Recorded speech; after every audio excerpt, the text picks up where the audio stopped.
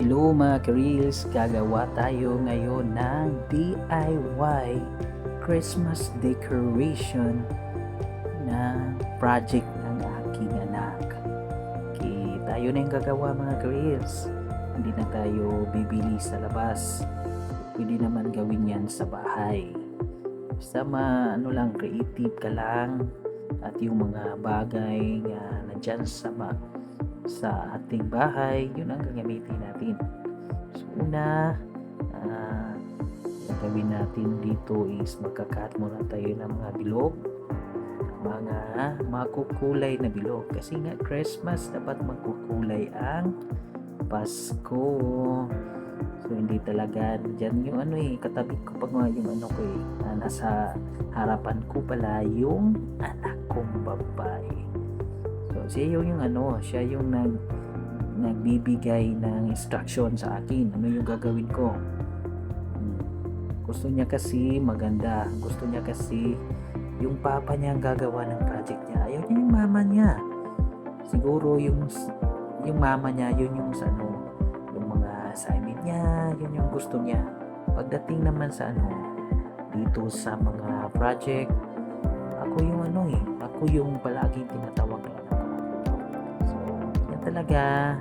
Kung meron na tayong anak, dapat naka-suporta tayo. Nandiyan tayo palagi. So, mas importante na palaging nandiyan tayo sa ating mga anak.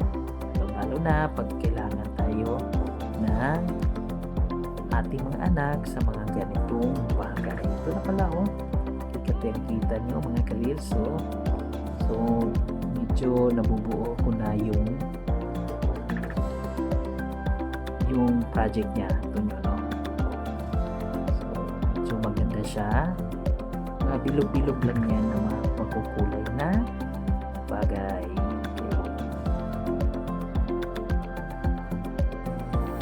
At tuloy-tuloy ko na nga ginagawa yung project ng aking anak. At subaybayan ko na lang hanggang matapos ang video na ito. For the output sa project ng aking anak. So thank you po sa panunood at tapusin ang video. Salamat po.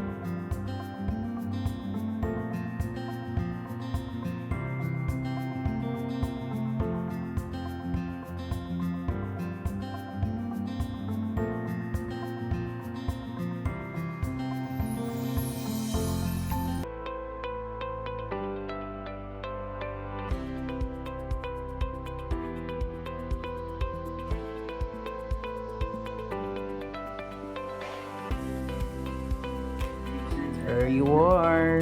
Finish na. So, DIY nga. Christmas decoration project for my daughter. There you go. Simple siya, no? So, pero gyapon at least colorful at the Christmas tree.